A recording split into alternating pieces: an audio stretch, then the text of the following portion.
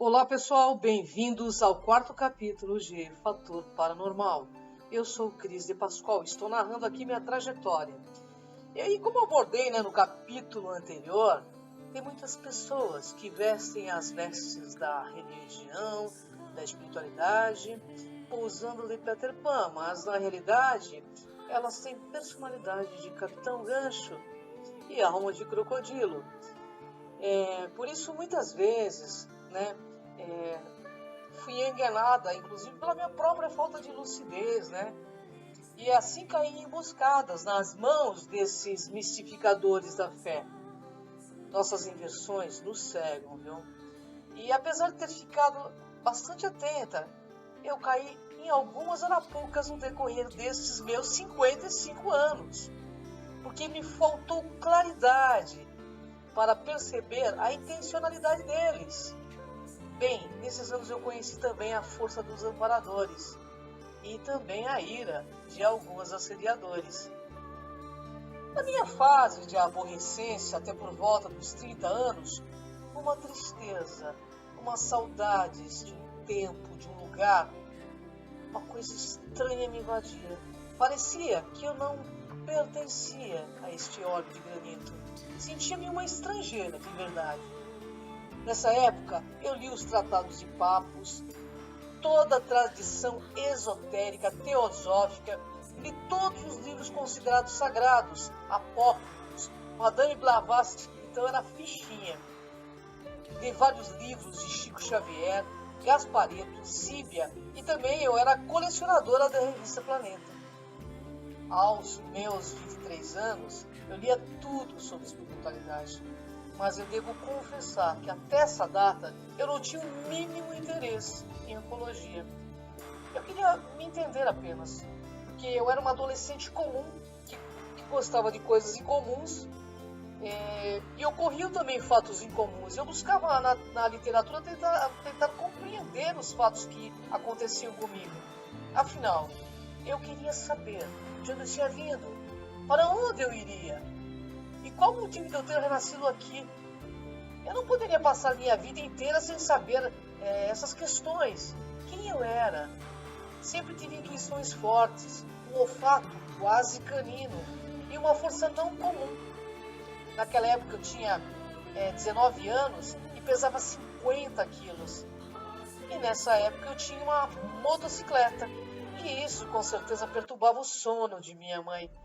Mas como sagitariana nada detinha meu sonho de liberdade. Trabalhava desde os 13 anos e planejava aos 20 anos comprar um apartamento, até para morar sozinha. Nesses anos eu estava muito bem profissionalmente. Trabalhava de dia e à noite eu estudava. Eu lembro que nessa época houve uma enchente muito grande em São Caetano do Sul. E eu tinha emprestado o Fusca da minha mãe. Estava com uma amiga que estávamos voltando do trabalho e estávamos paradas no fim da Avenida Goiás, ali perto da antiga ZF, para quem conhece São Caetano. Ali estávamos com água até mais ou menos a porta do veículo. De repente, um rapaz de 1,90 m mais ou menos, moreno, ele veio até o carro. De forma indelicada, colocou o seu dedo no meu nariz e exigiu que eu atravessasse a enchente para ele poder passar. Eu tentei com bom senso, argumentar. Minha amiga tentou ajudar-me, buscando argumentar também, dizendo que nosso carro ali, ele iria parar no meio da água, e pararia mesmo, porque era um Fusca, Ele, super nervoso, pediu que eu descesse do carro. Desci do carro, molhei inclusive os pés na água, E ele continuou esbravejando. Chamei-o diversas vezes à razão, até o momento que ele me empurrou contra o meu carro. O motorista do carro de trás desceu e tentou argumentar também, mas o nervoso daquela situação me fazia rir. E por isso ele ficou extremamente descontrolado. não ouvi, ele estava irritadíssimo. Até o momento que pegou assim no meu queixo, com sua mão. Chamou-me de bicho grilo, só porque eu tinha cabelo feito genijope. Exigia que eu atravessasse a enchente. Foi quando eu senti uma explosão no peito, como nunca. Senti minhas pupilas dilatarem. Quando ouvi ele em tom de ameaça, eu pulei na gola de sua jaqueta. E não sei explicar de verdade como eu vi aquele gigante do chão, de tal modo a dominá-lo. Ele, molhado, me perguntava: "Que é você? Que bicho você? Você tá drogada, pô?" Eu senti uma força capaz de esganá-lo, sabe? Ele literalmente não conseguia desvencilhar-se das minhas mãos. E eu nunca curti drogas, não tinha vontade nenhuma. Eu era até considerada meio careta, sabe, pelos colegas, meio nerds. Nisso, um guarda que estava nas imediações foi chamado. E o guarda até riu ao ver aquele marmanjo ser dominado por uma jovem magricela feito eu. Naquela época era magrinha. Fiquei perplexa. Algo maior que eu realmente me dominara. Fugiu-me a razão. Depois disso, eu comecei a perceber que tinha que dominar essa fera interior, que aliás surgiu fortemente depois daquela discussão. O guarda o afastou de mim. Depois me questionou se eu fazia algum tipo de arte marcial ou defesa pessoal, e ao que eu respondi, não, né? Minha amiga ficou em choque e me questionava como havia feito aquilo. Mal sabia que ela, que eu também, né, estava com uma interrogação a tiracolo. O fato é que desse dia em diante, muito mais coisas foram descortinando e eu, de certa forma, temia essas diferenças, né? Porque eu intuía que esse acesso podia ser minha fortaleza e também meu calcanhar de Aquiles. Bem, fomos embora rindo, que nem duas adolescentes qualquer. Nessa época, também houve algo interessante. E eu ganhei uma jaqueta, né, de um amigo que havia viajado para a Itália. Ele sabia que eu gostava de trajes militares. Eu tinha até uma certa fixação por esse tipo de vestimenta.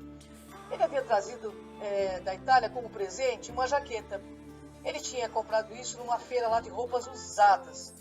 É claro que eu notei que por dentro, né, na altura do peito, ela estava cerzida. E que na frente ele tinha colocado assim, tipo um emblema da Itália. Mas a jaqueta era deslumbrante, linda. Naquele dia em diante que comecei a usá-la, comecei também a adoecer. Doía costas, peito, cabeça, tudo, não dormia direito, sentia tontura. Bem, fiquei muito mal. Fui ao médico, fiz uma série de exames e nada. Nessa época, conheci uma amiga ligada a um centro kardecista, que me convidou para ir lá. Lá eles faziam sessão de mesa branca. Embora estivesse meio descrente, aceitei ir para ver o que acontecia numa sessão de mesa branca. Queria saber também qual era a diferença, né, da Umbanda para a mesa branca. Então, esse foi meu primeiro dia de estreia numa sessão de mesa branca. Tipo Kardec, né? Eu não sei nem se dizer, acho que eles não fazem mais, né? Mas embora nessa época ouvia falar muito do tal Chico Xavier, eu não frequentava nada. Enfim, eu fui. Ao entrar, ouvi os médicos fazer uma oração.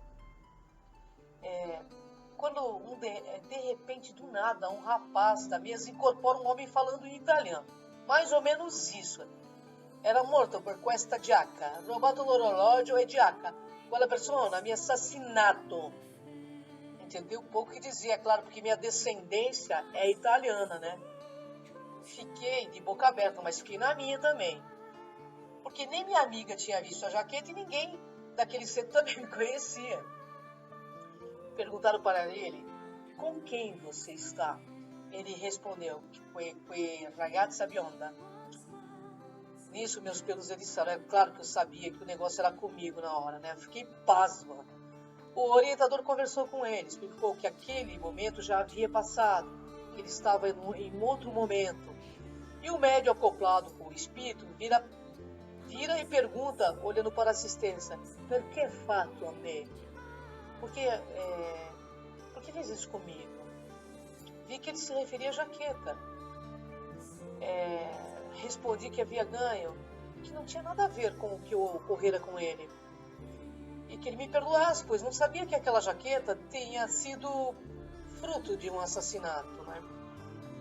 Ele fez o médico chorar muito, eu fiquei muito comovida, porque vi que não era fingimento do médico. E também notei que havia alguma coisa muito estranha no ar ali. Os médios de mãos dadas na mesa pediram para que os amparadores, os espíritos de luz, o encaminhassem. Depois disso, né, nunca mais usei uma roupa usada que não soubesse a procedência. Nunca comprei nada em brechó. Eu doei imediatamente a jaqueta para um orfanato também. Um mês depois, minha saúde havia se restabelecido. Todas aquelas sensações estranhas haviam cessado. Eu pedia às forças de Deus que o encaminhasse, né? Porque acho que deve ser mesmo perturbador desencarnar dessa forma. Um dia, depois de anos à frente, ele falou comigo em transcomunicação de voz. Mas isso é uma outra história que vou relatar lá na frente. Mais tarde, também estudando no Instituto de Projeciologia e Conscienciologia do Dr. Valdo Vieira, eu vim saber que roupas e objetos guardam informações energéticas do fato ocorrido. E que às vezes as consciências desencarnadas, elas ficam presas neles, né, nos objetos, caso o fato tenha sido violento ou motivo de sua morte. Posso afirmar, amigos, com conhecimento de causa, todos somos antenas, e o mistério da vida não se pode desvendá-lo se não vivemos a vida em toda a sua plenitude. Por isso, não acredite em nada, saiba que busque conhecer, pesquise, questione, tenha suas experiências pessoais, permita-se saber. Por isso entendo que abstrato é o meu relato, onde eu me perco e onde eu me acho. Abstrato também é a luz que clareia a minha escuridão, feito Deus, segurando firme em minhas mãos. Abstrato é a energia que me faz eu estar nesta vida. E também eu sinto que para viver a minha realidade de fato, eu preciso experienciar este mundo abstrato. Então, amigos, sigam os seus caminhos, porque eles são atípicos, mas sigam com lucidez, porque vivemos todos entre as portas do invisível. Acredite nisso. Até o próximo capítulo de Fator Paranormal. Gratidão. Vem comigo.